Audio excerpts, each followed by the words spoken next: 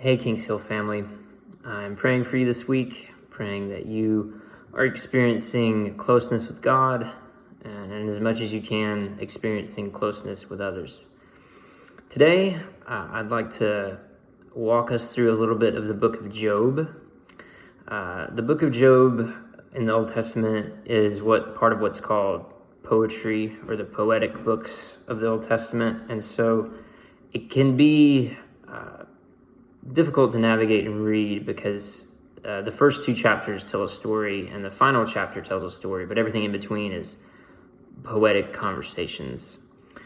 So if you've never taken a look at the book of Job, a little bit of context to understand the passage I'm going to be talking about. So God allows the devil to essentially cause calamity and sickness to befall Job. And so Job is, he's lost his family, all of his possessions. He's sick with a disease, and he's in the middle of this suffering, and three friends approach him in order to comfort him, give him counsel, hear what he has to say. And so from Job chapter 3 to Job chapter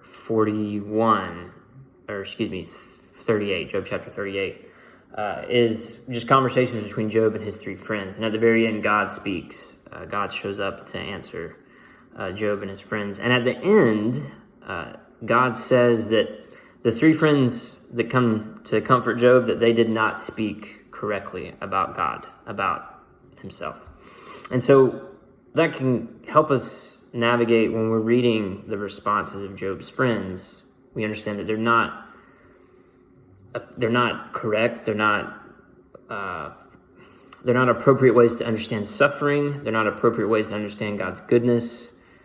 And so I believe the book of Job was given to us for a lot of reasons, but one of the biggest reasons, I think, is because it can teach us how to comfort those in suffering, how to empathize with those in suffering, because we're given almost 35 chapters of how not to do that, how not to comfort somebody, and the incorrect way to understand God's judgment and his kindness and his goodness. Because in chapter 5, the first friend, whose name is Eliphaz, he basically says that, God only punishes guilty people. If you were innocent, this wouldn't be happening to you.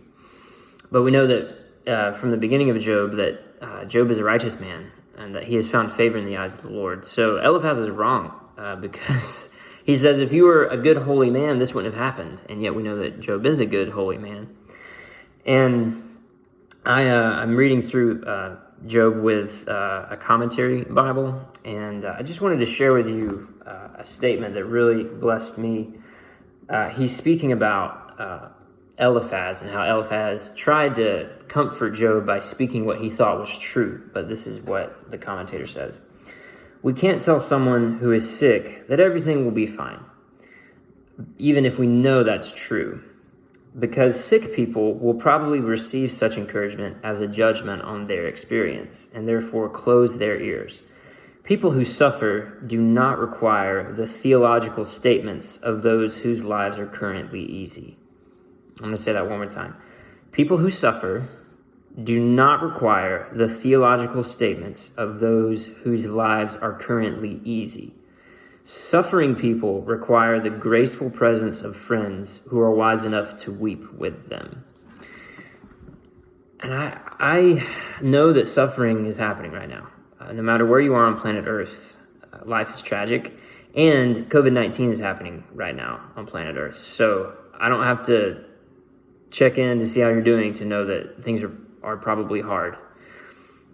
And as the family of God, as the church, try to encourage each other, I think those few sentences can really go a long way. Sometimes, in fact, most of the time, someone who is suffering or under a burden or is in pain does not need our theological statements about how God will work this out or what is true. Although we need hope and we need comfort in affliction, right? The first step, the first step sometimes is just being next to the person in the pain, crying with them, grieving things with them, agreeing with them that this is hard, that life is painful, and that we don't always get answers to our questions. And that doesn't mean we can't have struggles and have doubts and wrestle with the truths of God.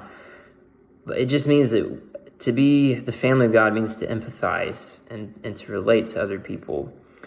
And in fact, Job's question of why this is happening to me never really gets answered in the book of Job, which I think is very powerful, because what he didn't need was a friend to come share with him his theological answer. He needed friends to sit with him and mourn with him.